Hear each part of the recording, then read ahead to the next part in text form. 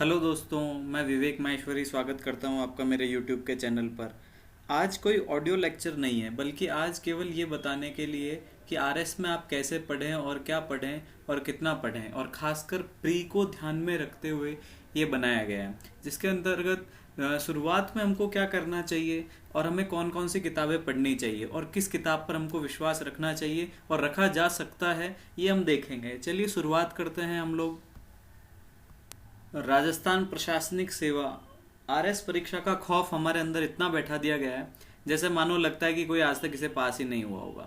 परंतु ऐसा नहीं है। नियमित 5-6 घंटे पढ़ाई करके परीक्षा पास की जा सकती है। हाँ मित्रों, 5-6 घंटे नियमित पढ़ाई होनी चाहिए। ये परीक्षा आप आसानी से पास कर लेंगे। लेकिन इसमें समस्या बहुत सारी है, जिसमें सबसे बड़ी समस्या किसी भी काम को शुरू करते समय बहुत जोश और ताकत लगा देते हैं, और 2-4 दिन बाद जोश ठंडा हो जाता है तो मुंह से 3-4 वाक्य ही निकलते हैं, जैसे कर लेंगे, अभी तो बहुत दिन है, हमारा कौन सा हो ही जाएगा, हमारे से बहुत होशियार हैं, आदि आदि। लेकिन ये वाक्य आपको नकारात्मकता की ओर तो ले जा ही रहे हैं, वह साथ ही साथ हमारी ताकत को हम खत्म करते जा रहे हैं। ऐसा नहीं होना चाहिए। अब बात की जाए कोचिंग की, तो मेरे सुनने में आया है इस परीक्षा की कोचिंग फीस 60 से 70 हजार रुपये है। वाकई इतनी फीस? आश्चर्य है। खैर कोई बात नहीं, लेकिन हमें एक बात समझनी चाहिए, कोचिंग केवल आपको रास्ता दिखाएगी, चलना आपको है। जिसने घर जाकर पढ़ाई नहीं की, विफलता उसके पीछे पड़ी है। मेरा ये ऑडियो उन लोगों के लिए है जो खुद चाहते हैं कि हम सेल्फ स्टडी करें से कुछ करें।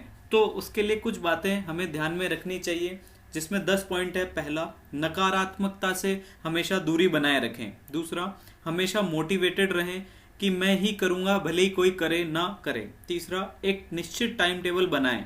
चौथा, सुबह जल्दी उठकर पढ़ें, हो सके तो 4 से 7 बजे तक सुबह पढ़ लें।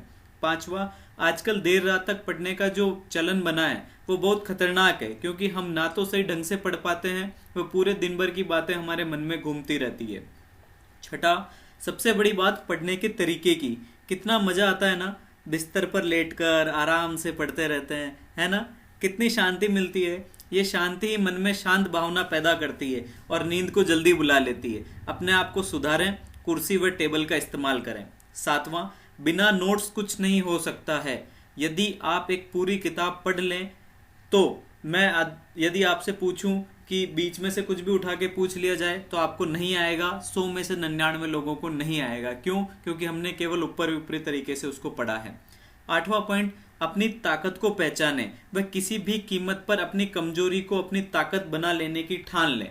नवां, कुछ विषय ऐसे हैं जिसकी कोचिंग करना आपको जरूरी लगेगा, जैसे गणित, मानसिक अभिक्षमता, अंग्रेजी आदि। लेकिन आज टेक्नोलॉजी के ज़माने में हर चीज़ इंटरनेट पर उपलब्ध है। 60,000 की जगह 600 रुपये इंटरनेट पर खर्च करके देखें, आसानी से सब कुछ मिल जाएगा। 10वीं और अंतिम बात ये कि खुद को कभी मायूस न होने दे। अगर है तो शायद आपको अटपटा लगे, लेकिन एक काम करें, आईने के सामने खड़े हो जाएं और भिन्न भिन्न तरह की एक्टिंग या डांस करें। आप अपने आप ही नकारात्मकता से बाहर आ जाएंगे और हंसी भी नहीं रुकेगी आपकी। यदि आपको कोई भी चीज़ पढ़ने या याद करने में कठिन लगे तो एक काम करें, उसको लिख लें और फिर आईने के सामने जाकर उसको बोलें, जिससे अच्छे से समझ में आ जाएगा। कोशिश करके देखें, होना चाहिए।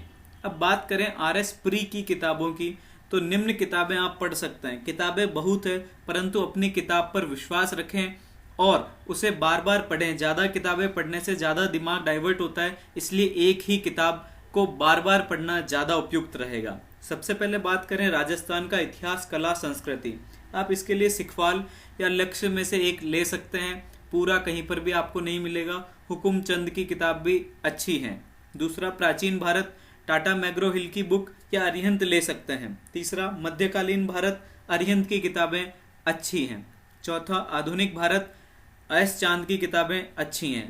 पांचवा, भारत का भूगोल, माजिद हुसैन या खुल्लर में से आप कोई सी भी किताब ले सकते हैं। छठा, राजस्थान का भूगोल, सिखवाल या भल्ला में से कोई एक किताब आप ले सकते हैं। सातवां, संविधान, एम लक्ष्मीकांत की किताब आप ले सकते हैं। आठवां, राजस्थान का प्रशासन, आरबीडी भी ठीक ही है, या सिखवाल पब्लिकेशन आप ले सकते हैं। नवां, अर्थव्यवस्था, अरिहंत की मैकबुक आती है अर्थव्यवस्था के लिए विशेषतः, वो आप ले सकते हैं। और राजस्थान में लक्ष्मी नारायण नाथुराम का आप ले सकते हैं। 10वां विज्ञान, 7वीं 8वीं 9वीं 10वीं की एनसीईआरटी की किताबें आप इसके लिए पढ़ लें, इसके अलावा पढ़ने की कोई आवश्यकता नहीं है। प्रौद्योगिकी के लिए टाटा मैग्रो हिल या आलोक स्वामी की एक किताब आई है नई, आप उसको ले सकते हैं। तार्किक विवेचन RS अग्रवाल के साथ आपको S चांद भी करनी पड़ेगी। और समसामयिकी, जिसमें आप प्रतियोगिता दर्पण पढ़ सकते हैं, और राजस्थान के लिए विशेषतः मूमल का इस्तेमाल किया जा सकता है। अतः इन बातों को ध्यान में रखते हुए आप कर सकते हैं, ऐसा कोई बड़ी बात नहीं है। लोग बाग करते भी होंगे जहां तक मुझे लगता है। और सबसे अच्छी बात इस परीक्षा की यह है कि आपका पूर्णतः व्यक्तित्व ही बदल डालती है परीक्षा। जब आप प्री में बैठते हैं तो ऑब्जेक्टिव टाइप के प्रश्न हल करते हैं, मेंस में बैठते हैं तो सब्जेक्टिव टाइप के, और जब इंटरव्यू देने जाते हैं आप लोग, तो आपका पूरा मन ही बदल जाता है कि कैसे हम अपने आप को प्रेजेंट करें। इसलिए इस परीक्षा का खौफ अपने मन में पैदा ना करें। एक बहुत बड़ा टास्क आप लेने जा रहे हैं, उसको कंप्लीट करने की कोशिश करें। और भी अगर आपकी कोई डिमांड्स हो मेरे द्वारा, तो आप मुझे व्हाट्सएप पे 9928001400 या फेसबुक पे www.facebook.com/vvmahi1 VIVIMAHI1 पे आप संपर्क कर सकते हैं। मैं कोशिश करूंगा जितने जल्दी से जल्दी आपके जवाब दे पाऊं। धन्यवाद।